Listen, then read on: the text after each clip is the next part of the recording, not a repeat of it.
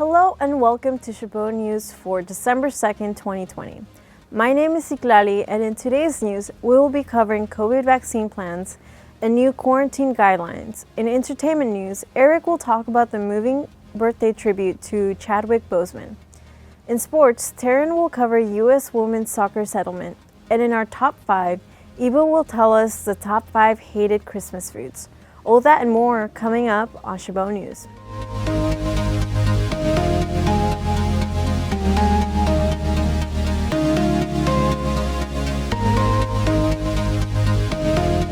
In today's national news, more talk about when and how coronavirus vaccines will be available. The Centers for Disease Control and Prevention posted on their website, quote, "There may be limited supply of COVID-19 vaccines before the end of the 2020, but supply will continually increase in the weeks and months that follow," end quote. Our reporter, Camila Bernal, brings us more news on how the CDC plans on distributing the first vaccines.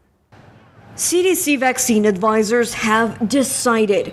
In a 13-1 vote, they've officially recommended this. The vaccine should be delivered to healthcare providers and to those individuals living in long-term congregate facilities. When it comes to making these allocation decisions, the FDA says they're working hand in glove with the CDC. We'll be very aligned moving forward because the data have to drive the decision that we make with respect to allocation and prioritization. Despite this, not everyone in these groups will be getting it at first. There isn't enough vaccine to go around at this time. And so each individual institution will need to decide how they're going to prioritize that vaccine. And no one is wasting time preparing for the launch of a vaccine. Hospitals and pharmacies are installing freezers that can store Pfizer's coronavirus vaccine at temperatures of -94 degrees Fahrenheit. We hope to get vaccine into arms as soon as 24 hours after receiving the vaccine here in the state. When it comes to safety of vaccines, the FDA says they're sticking strictly to science and data in their decision making. One thing we can't do is promise something that isn't deliverable because of an issue that comes up regarding safety or effectiveness. We need to make sure that we've done the job right. I'm Camila Bernal reporting. Thank you, Camila. In other national news, rebuilding the economy from the havoc caused by the pandemic is one of the most talked about issues on Capitol Hill. Karen Kaifa brings us more information on President-elect Biden's plans moving forward into 2021. The U.S. economy is still down about 10 million jobs from where it was in February, and that means a lot of Americans are looking for help. Today, the Federal Reserve Chairman Jerome Powell told lawmakers on Capitol Hill that news about vaccines is promising, but the outlook for the American economy is still extraordinarily uncertain. That means the Biden administration will have a tall task ahead of them beginning in January. Joe Biden introduced a diverse team of experienced economic experts he says will chart his administration's course for the U.S. recovery. The team I'm announcing today will play a critical role in shaping our plan for action starting on day one and move fast to revive this economy. Those close to the president-elect say his plans for his first 100 days in office include an expansive stimulus plan. But a group of bipartisan senators who unveiled their own $908 billion proposal Tuesday say Americans need help before January 20th. We've worked night and day throughout the Thanksgiving recess because we recognize that families all across America are struggling. Relief measures put in place earlier in the year, like a moratorium on evictions and a federal student loan payment freeze, are set to expire within weeks, leaving millions hoping Republicans and Democrats will put aside the politics and make a deal before year's end. Let's hope our Democratic colleagues will finally let us make law in all the enormously important areas where we do not even disagree. The Republican leader's idea of action on COVID has been to bring partisan legislation to the floor and then demand everyone accept it. Treasury Secretary Steven Mnuchin and House Speaker Nancy Pelosi had their first talk since the November 3rd election, though Mnuchin said it was more about the December 11th government funding deadline. Senate Majority Leader Mitch McConnell not really embracing that bipartisan proposal, but he did tell Republicans that he is working on a plan with the White House. The lame duck Congress coming up against that deadline to keep the federal government funded past next Friday. Any agreement between the two parties also has to be signed off on by President Trump. In Washington, I'm Karen Kafa. Thank you, Karen. The Center for Disease Control and Prevention is planning to change COVID-19 guidelines. Senior administration sources tell Chabot TV. Likely on top, a shorter quarantine period. John Loreen reports. People who come in contact with someone infected with COVID-19 may soon be spending less time in quarantine. I think this is a smart move, and it will help us. The Centers for Disease Control and Prevention is expected to trim COVID-19 quarantine recommendations from 14 days to 7 to 10 days after exposure. Dr. Robert Redfield, the head of the CDC, informed the White House's coronavirus task force of the plan Tuesday. Two senior administration officials tell CNN. When the 14-day quarantine was set up, it was very early into the pandemic, when we had less information. Officials described the decision as data-driven and said it has been under review for weeks. Health experts have said most people are infectious within a week of exposure. If one is following someone for 7 days versus 14, and then particularly if you have a negative test, that really is likely to have a much more positive impact than people who say, well, I can't do 14 days. An Operation Warp Speed document obtained by CNN estimates the first deliveries of drug maker Pfizer's vaccine could be on December 15th. Health officials stress that people still need to wear masks, wash their hands, and keep social distance. People just want to be done with this, but it doesn't take a break just because we're tired of it. I'm John Lawrence reporting. Thanks, John. Biotech companies BioNTech and Pfizer announced that they have been granted temporary authorization for emergency use for their COVID-19 vaccines in the United Kingdom. Governor Gavin Newsom said the stay-at-home order could be reenacted if COVID-19 trends continued by Monday, November 13th. 51 counties in California had returned to the most restricted purple tier.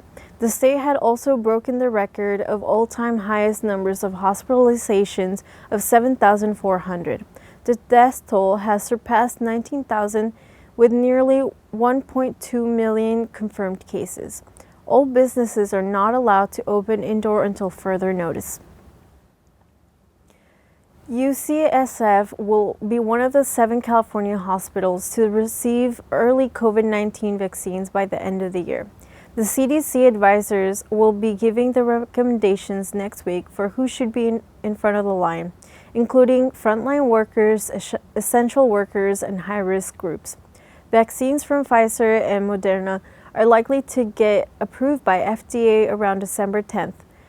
Guidance for vaccinations from the state and CDC will also be revealed in the next week or two. In local news, Hayward saw its first homicide of the year on Sunday morning when a man found shot about 5:23 a.m. in 1900 block of Osage Avenue, who's pronounced dead at the scene by paramedics. The identity of the victim is being withheld until his family can be notified. Anyone with information about the shooting is asked to call the Hayward police. A person was killed in a collision with a train Monday afternoon in Hayward, an Amtrak spokesman said. The collision occurred at about 2:40 p.m. with a Capital Corridor train heading from Sacramento to San Jose, Amtrak spokesman Mark Magallari said. Now we go to Eric with the latest entertainment news. Thanks, Sitlali. Fox's hit show, The Masked Singer, has officially been renewed for a 5th season. The Masked Singer is a show in which celebrities put on a mystery costume and anonymously perform songs to compete against one another. Nick Cannon hosts the competition. This new season is set to debut in 2021. Rob Wade, the president of Alternative Entertainment and Specials at Fox, said, quote, "This show brings joy to so many families across the country, especially during these trying times, and we can't wait to get even more celebrities suited up in crazy costumes for an hour of fun every week," end quote. This is all announced right before their Season 4 semifinals airing on Wednesday, December the 2nd. The world was caught off guard with the sudden passing of the beloved actor Chadwick Boseman in late August of this year. On November 29th, Boseman's birthday was recently celebrated by his friends, family, and fans all over the world. Many took to the internet to share fond memories of the late actor, along with favorite moments of his work. Disney decided that for his birthday, they wanted to do something special. Anyone who watched Marvel's Black Panther on Disney Plus on the night of his birthday would notice something a little different about the intro to the film. At first, it seems as if it is just a standard Marvel introduction. However, as the intro carries on, all of the other Marvel heroes' familiar faces are no longer there. Instead, every part of the opening was replaced with none other than the late Chadwick Boseman playing the Black Panther. He can be seen laughing, preparing for battle, and much more. It is a heartwarming, small, and pleasant surprise on Disney's part to create this tribute for Chadwick Boseman. Back to you, Citlali. Thanks, Eric. Now to politics. According to White House sources, President Trump has been discussing with advisors preemptive pardons before leaving office. Those pardons beneficiaries are reported to include his children, son-in-law, and personal attorney Rudy Giuliani. CNN's Joe Johns report from the White Office. As President Trump's days at the White House grow shorter, some of his associates are reportedly lining up to make appeals, hoping to receive pardons before he leaves the Oval Office. A source familiar with the matter telling CNN that Rudy Giuliani is one of the people on the list, a claim the Trump attorney denies. A second source also says the president's 3 oldest children and his son-in-law, Jared Kushner, are seeking preemptive pardons. These requests may be in anticipation of what some Trump allies see as hostility from President-elect Joe Biden's incoming administration, the first source tells CNN. This as the Department of Justice is investigating whether there was a scheme to funnel money to the White House or a political committee in exchange for a presidential pardon. The potential crime disclosed in heavily redacted court documents unsealed in federal court Tuesday. No names were revealed. Meantime, while Trump continues efforts to reverse his election loss, the Department of Justice says there is no evidence to support his baseless claims of widespread voter fraud. Attorney General William Barr telling the Associated Press, "To date, we have not seen fraud on a scale that could have affected a different outcome in the election." Barr, a top Trump ally, making a rare rebuke of the president, even as he repeatedly echoed Trump's lies about voting by mail in September. People trying to change the rules to this methodology, which, as a matter of logic, is very open to fraud and coercion, is reckless and dangerous. And the people are playing with fire. And after the Trump team's false allegations that voting machines could be altered to change the election results, Barr saying investigations by the Justice Department and Department of Homeland Security have not found anything to support that. Trump's attorneys pushing back against Barr's comments, saying they have ample evidence of illegal voting. But most states where they're pursuing lawsuits have already certified election results, including Georgia, where one official sent this emotional plea to the president and Republican lawmakers, warning their ongoing attacks on the electoral system are extremely dangerous. It has to stop. Mr. President, you have not condemned these actions or this language. And you need to step up and say this, is stop inspiring people to commit potential acts of violence. Someone's going to get hurt, someone's going to get shot, someone's going to get killed. And it's not right. It's not right.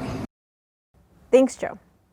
The Attorney General's comment came as he appointed John Durham as special counsel for a probe into Trump's 2016 presidential campaign. U.S. Attorney Durham will be digging into whether U.S. intelligence and law enforcement violated the law while investigating the Trump campaign. And now for this week's Top 5, we go to Eva to tell us the top 5 hated Christmas foods. Thanks, Citlali. And as you know, the Christmas season has started. This means it's time to bring out the hot cocoa and bake some cookies. Although those are foods that we love, there are some that we are least jolly for. Here are the top 5 hated Christmas foods. Number 5 is cranberry sauce. The appearance alone, it's that polarizing, and it just straight up tastes sour. You either love it or hate it. Number 4 is panettone bread. You'll see this baked goods in every store during the season. This is a sweet Italian bread with dried fruits or chocolate, and instead of being spongy and soft, the bread is dry and crumbles easily. Number 3 is Jell-O salads. These are made out of cut vegetables inside unsweetened Jell-O and served with crackers. If this doesn't make you go yuck, you can also add cold cuts of meat in it too. The only reason why I didn't put this higher is that it's steadily declining since the popularity of it in the 1950s. And number 2 is eggnog. It's the love it or hate it drink. The fact that it has eggs can be a turnoff for some people, and it also has a short shelf life, so you're better off getting something else. And number 1 is fruitcake. Everyone at least tried this once in their life, and yes, it's gross. Similar to the panettone bread, but at least that has a nice packaging. The fruitcake looks like just a boring square piece of bread. And that's all for today's top 5 hated Christmas foods. Back to you, Seth Lally.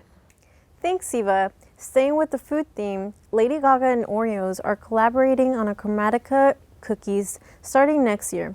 Oreos and Lady Gaga will release a colorful cookie collaboration for little monsters to devour. The Chromatica cookies are pink golden Oreo wafers, not chocolate, with green colored cream sandwiches in the middle. The cookie portions are also embossed with both the traditional Oreo design as well as the exclusive Chromatica designs.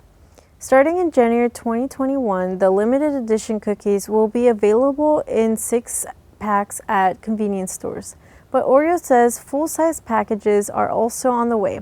If you don't want to miss out on the larger packs of Lady Gaga Oreos, sign up at LadyGagaOreosStandClub.com to be the first to hear about the official drop. The first 1,000 subscribers will receive a full-size pack for free once available. Now, on to sports news with Taryn. Thanks, Lolly. We have a lot to cover, so let's get to it.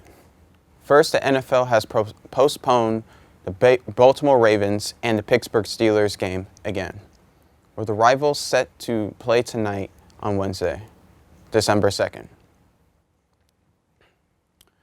The teams were supposed to play Thanksgiving night, but the game was moved to Sunday, then again to Tuesday night, and the Ravens have been struggling to manage a coronavirus outbreak within the team. As of Monday afternoon, the team's website has stated 19 players are on the team's reserve COVID-19 list. The league announced Monday, the Ravens-Steelers game is now set for Wednesday at 3:40 p.m. in Pittsburgh. Lewis Hamilton says Formula One should do more to highlight and address human rights issues in the country it visits.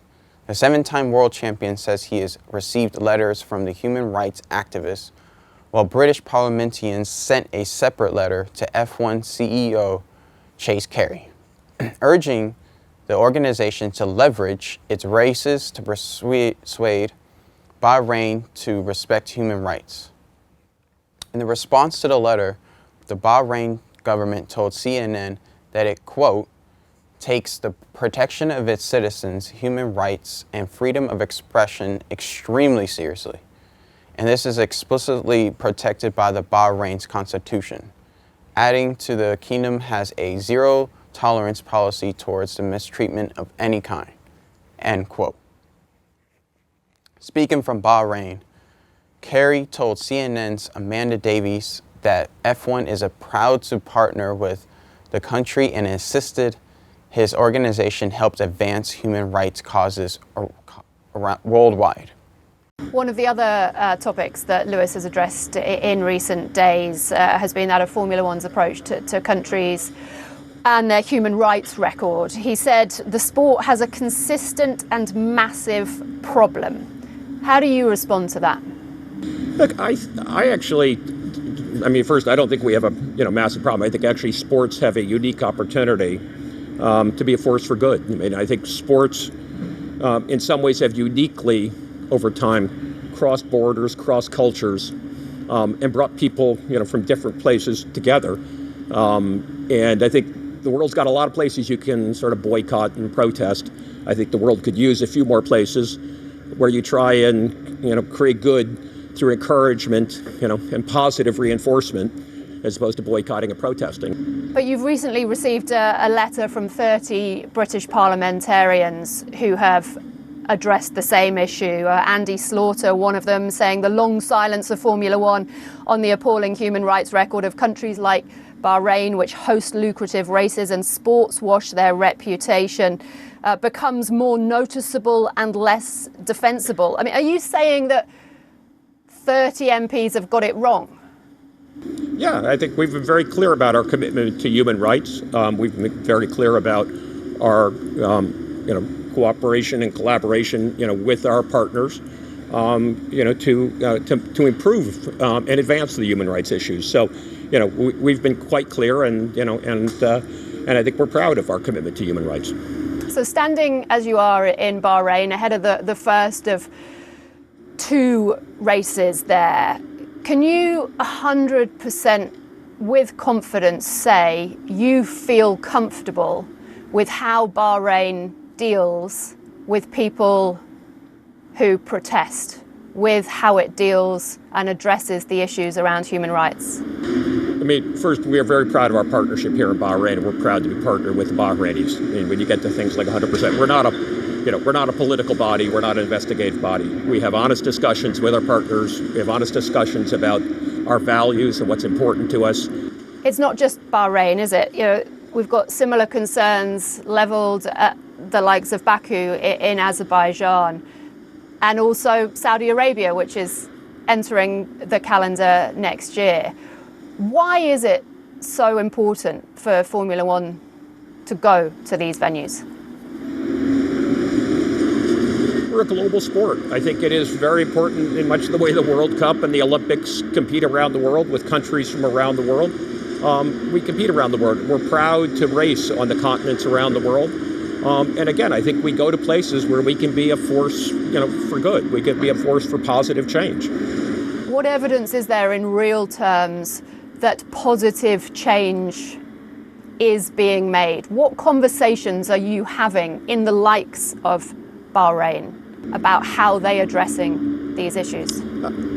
There are conversations that essentially deal with the core rights and the core rights of individuals to be, respected, and opportunities for individuals to improve their lives. I mean, you take an example, you're talking about Saudi Arabia. There've been, quite clear publicity about, increased rights for females in Saudi Arabia. And I think in these countries, we do believe there's a commitment and a desire to provide greater opportunities for the people in the countries. CNN reached out to both Saudi Arabia and Azerbaijan for comment, but did not hear back. Both countries have previously denied allegations that they practice sports washing. Saudi Arabia says it's used sports, including Formula One, as a vehicle for positive change and a way to showcase the country to the world. And finally, in sports news this week, U.S. Soccer and the U.S. Women's National Soccer Team have reached an agreement in a discrimination lawsuit. Members of the women's team sued the U.S. Soccer Federation in 2019, claiming they were paid less than the men's team and subjugated to unequal working conditions. In the proposed settlement both sides agreed to, the Federation pledging to implement policies relating to hotel accommodations, staffing, venues, and travel. The equal pay claim has not been resolved yet, but the women's team is planning to file an appeal on an earlier court ruling that threw out their claim for equal pay. This is a wrap from this week's sports news. Now back to Silali. Thanks, Taryn. For our last story this week, a group of local entrepreneurs paid for over $40,000 of groceries for customers at an Atlanta store. Customers at an Atlanta grocery store were treated to a Thanksgiving surprise when a group of local entrepreneurs paid for thousands of dollars of groceries. One of the benefactors, Jason Lobdell, told CNN affiliate WXIA, quote, "We literally took up every register at the grocery store and family after family would go through. We took over all 12 aisles for 2 hours," end quote. He told WXIA He and his friends spent around $40,000 at a Kroger in Decatur, Georgia, a suburb of Atlanta. That's all for Chabot's News this week. Thanks to all the students and staff in the Mass Communications Department here at Chabot College for making this production possible. You can watch us anytime online at youtube.com/ChabotTV. Stay tuned to KCTH Channel 27 for more Chabot TV.